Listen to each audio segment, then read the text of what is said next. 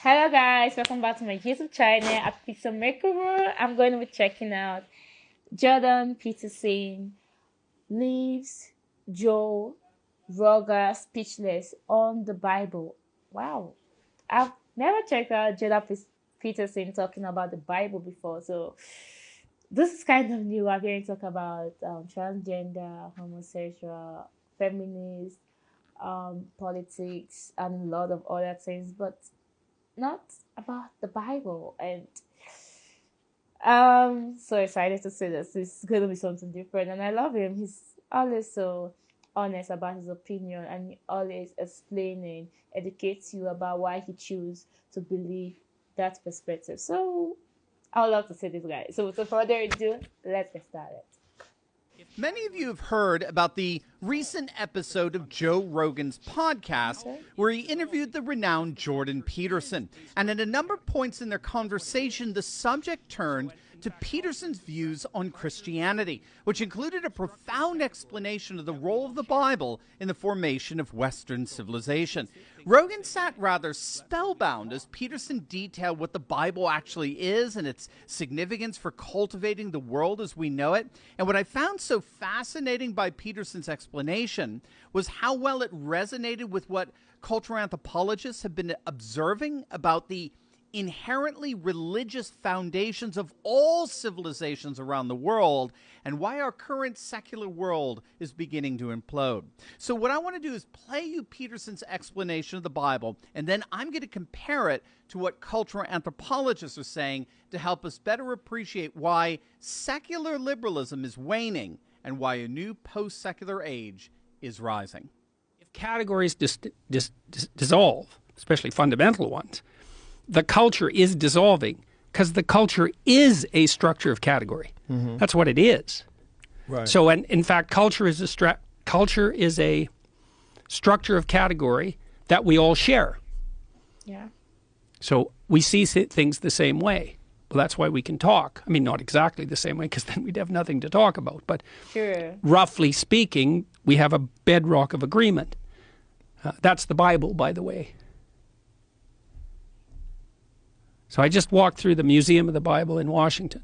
That was very cool. It's a very cool museum. So the structure, that's what the Bible Yeah, it's what provides. I figured out. I just figured this out this week. So it was a cool thing to walk through because it's chronological. They have one floor which is the history of the Bible. Mm. But it's not exactly that. It's really what it is the history of the book. Now, in many ways, the first book was the Bible. I mean, literally, because at one point there was only one book. As far as our Western culture is concerned, there was one book. And for a while, literally, there was only one book. And that book was the Bible. And then before it was the Bible, it was it was scrolls and it was writings on papyrus. But we were starting to aggregate written text together. And it went through all sorts of technological transformations. And then it became books that everybody could buy, the book everybody could buy. And the first one of those was the Bible. And then it became all sorts of books that everybody could buy. But all those books, in some sense, emerged out of that underlying book. And that book itself, the Bible isn't a book, it's a library. It's a collection of books. And so what I figured out was, partly because I was talking to my brother-in-law, Jim Keller, who's the world's greatest chip designer and has now designed a chip that's as powerful as the human brain, which is optimized for artificial intelligence learning, by the way. Wow. And so I talked to him about that. He said, "You heard of the internet?" I said, "Yeah, Jim, I've heard of the internet." He said, "This is way more revolutionary than that." So in any case, we were talking about meaning in text because we were talking about translation and the problem of understanding text. And Jim said, the meaning of words is coded in the relationship of the words to one another. And the postmodernists make that case, that all meaning is derived from the relationship between words. That's wrong because, well, what about rage? That's not words. And what about moving your hand? That's not words. So it's wrong, but part of it's right because the meaning we derive from the verbal domain is encoded in the relationship between words. So now then you think, well, let's think about the relationship between words. Well, some words are dependent on other words. Some ideas are dependent on other ideas. The more ideas are dependent on a given idea, the more fundamental that idea is. That's a definition of fundamental. So now imagine you have an aggregation of texts in a civilization. You say, which are the fundamental texts? And the answer is the texts upon which most other texts depend. And so you'd put Shakespeare way in there in English because so many texts are dependent on Shakespeare's literary revelations. And Milton would be in that category, and Dante would be in that category, at least in translation. Fundamental authors, part of the Western canon, not because of the arbitrary dictates of power, but because those texts influenced more other texts. And then you think about that as a hierarchy, okay, with the Bible at its base, which is certainly the case. Now imagine that's the entire corpus of linguistic production, all things considered. Now how do you understand that? Like, literally, how do you understand that? The answer is you sample it by reading and listening to stories and listening to people talk. You sample that whole domain. You build a low-resolution representation of that inside you, and then you listen and see through that. And so it isn't that the Bible is true. It's that the Bible is the precondition for the manifestation of truth, which makes it way more true than just true. It's a whole different kind of truth. And I think this is not only literally the case, factually, I think it can't be any other way. It's the only way we can solve the problem of perception. All right, so what Jordan Peterson just said there, in many respects, should shake all of us out of our ridiculous secularized stupor that's been operative in the West from at least since the end of the 18th century Enlightenment. That spent so much time and effort at marginalizing the Bible and pushing it to the periphery of human life. All we need is science, blah, blah, blah. What Peterson just said there exposes how ridiculously and pathetically foolhardy that secularized project has been and why it's losing. Why we are more and more entering into what scholars call a post-secular world. Now, what Peterson was dealing with there was the profound question, how does a civilization share a common understanding of the world? How is it possible for tens, if not hundreds of millions of people to come to share an overall fundamental point of view? A point of view that's not only shared, but is also unique to any given civilization. Obviously, each one of us has our own unique sense of things. We all have our personal understanding of that fundamental civilizational point of view. But in order for us to communicate, we have to share some perspectives in common. And those perspectives are unique to civilizations. And so in answering that question, Peterson singled out both the verbal and literary domain as the place in which that shared point of view is derived and cultivated. So for Peterson, for many, many scholars, how we perceive the world, our collective point of view, is inevitably shaped by our language, by the words we use, both in speaking and in reading, because words provide a library of meaning for us, which of course in many ways starts with our own personal names, right? Our names define us as over and against others, particularly our last names. So words inform our worldview because they provide definition and meaning to life. But what Jordan Peterson didn't mention there is that this has been a major issue for cultural anthropologists for at least the last 100 years in their studies.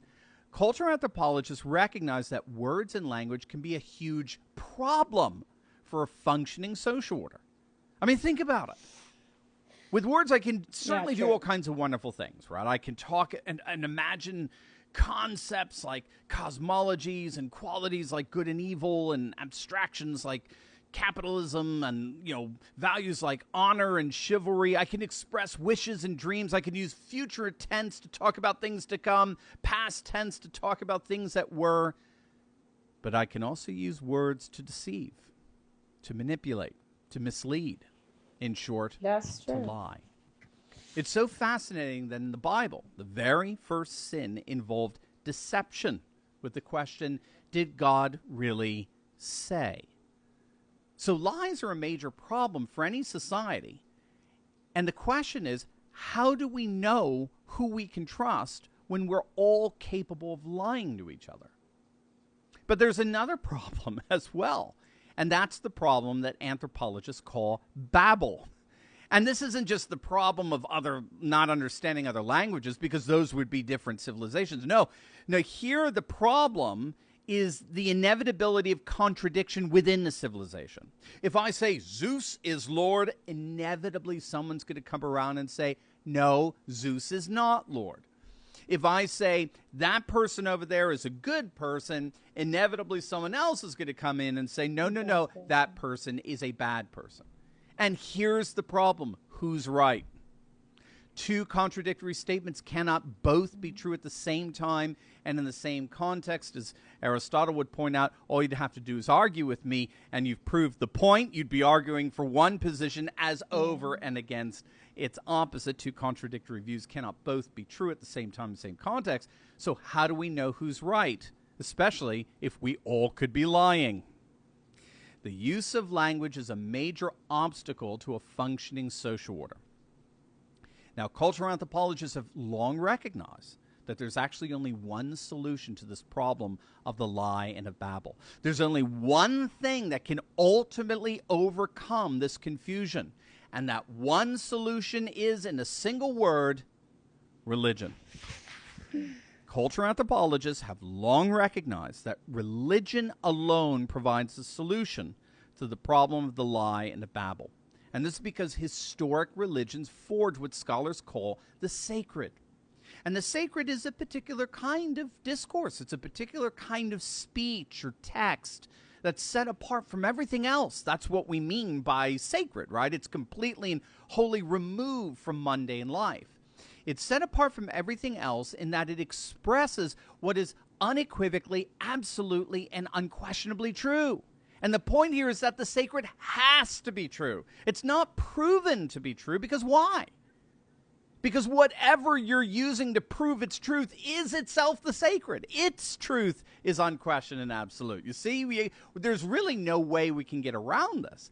Every civilization has to have a fundamental starting point that not only is absolute, it has to be absolute. It has to be unquestionable in and of itself. Otherwise, we'll never get past the problem of the lie. If the sacred could just as easily lie as anything else, then by definition, it's not sacred. It's not completely set apart and uncontaminated by the mundane. The sacred, by definition, cannot possibly lie. And so once we have a sacred word given to us by a source that is itself sacred, hence God, or the gods, or divine being in some sense, once we have a sacred word, now we can resolve the problem of the lie. We have absolute truth upon which to establish our social order. The sacred establishes truth and is therefore able to decide who's right among all the babble, right? All the differing contradictory opinions. This is what Jordan Peterson means when he talks about the Bible being way more true than just truth, right? For Western civilization, the Bible is the foundation of truth. It's the precondition for the manifestation of truth. And therefore, it is no coincidence that the more we marginalize the foundation of truth from our society, the harder it will be to define what a woman is. Now, of course, Rogan has said some pretty dumb things about the Bible in the past, particularly the New Testament. And what Peterson is calling him out on, at least inadvertently, is that the moment Rogan starts beating up on the Bible, whether he likes it or not, Rogan is ultimately deferring to an alternative sacred, an alternative foundation that is assumed to be every bit as unquestionable and absolute as Western civilization believed the Bible once was. And I'd be very curious to probe whether that alternative sacred could even remotely match the civilizational power and influence of the Bible, which civilizational scholars admit is utterly extraordinary. Peterson got into the verbal domain, the literary canon inspired by the Bible. Augustine, Dante, Chaucer, Shakespeare, Solzhenitsyn. But that's just the tip of the iceberg. Our musical tradition, from Gregorian chant to Johann Sebastian Bach, our artistic tradition of Michelangelo and Raphael and Rembrandt, rooted in the church's iconography, our architectural tradition inspired by visions of the new creation. Many European cathedrals are 144 cubits tall, which corresponds to the height of the city of God in the book of Revelation. our legal tradition, which is rooted in the medieval canon law of the church, our economic system. Credit is a term derived from the Latin credo, which means I believe. Credit was considered in the medieval church a domain of faith. We could go on and on and on. The Bible is indeed the foundation for how Western civilization developed over the last 2,000 years, which makes it the single most unique book of our culture and society. Jordan Peterson mentioned having this epiphany while he visited the Bible Museum in D.C. I've been there, and after walking up a cascading set of glass stairs to the first floor, I encountered a prominent sign summarizing the museum. Perhaps no other book in history has had a greater impact than the Bible. It is the most widely published book ever, read by people in thousands of languages all over the world.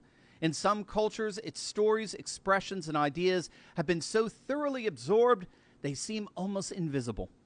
The exhibits in these galleries invite you to discover the Bible's presence around you, often in unexpected places, hidden in plain sight. I can think of no better description for what Jordan Peterson has just done for all of us. Now, before you go, you will definitely want to check out my other video on Jordan Peterson teaching Joe Rogan about the cross. You're not going to want to miss that, so make sure to click on the link, and I'll see you over there. I love this. God bless. Guys, this is beautiful. I love the fact that he explained everything in detail. I didn't really watch much about Jordan Peterson video, but I love his explanation, and I really want to check out more of his video. The Bible is so big, like you just can't comprehend it in just one word. And I love the write-up they put there, like it really did explain it a lot. When I check out Muslim videos, people are like, Bible is contradictory, why do they translate it? Translating Bible helps people like me who only understand English to be able to read and know more about God's ways rather than depending on someone else to teach us. Because a lot of we're so diverse in our ways. I may speak English, you may speak a different language, French, Hindu. I don't know, there's a lot of one language and I can't really pitch one right now. But it shows the Bible really helps us all to be able to come as one, to be able to read and understand it at our own comfort zone, rather than having to depend on someone else to put us through. And I feel it's a good thing that the Bible was translated, because I wonder how I would have been able to learn it, how I would have been so dependent on someone else for me to be able to understand the words of God, and how I will always have to wait for someone else's convenience, someone else's freedom to be able to read about the word of God that is given to us freely. So I'm very, very happy that the Bible was translated, despite any contradictions anyone have to say that the Bible is contradicted, Bible was changed. There's a lot of things that's missing in the Bible. Despite anything everyone have to say, I believe the Bible is there for us. The Bible is the longest, like it's been there for ages. It's always been there. It's a guideline for you and I. What are you looking for that you can't find in there? Go ahead and read through. Get an eye opening. It's been there. Just read through it. Like, I'm just amazed. I'm amazed by this video. I love the fact that I saw a video like this, because I've been having a lot of controversy on my channel because I've been checking out Muslim videos about Christian religion. So this video actually brought smile to my face. Hearing someone talk about the Bible, it's actually brought smile to my face, guys. This was so beautiful. I love Jordan Peterson. I love the guy that explained literally everything Jordan Peterson talks about. I really did enjoy this, guys. Thank you so much, and stay blessed. Bye.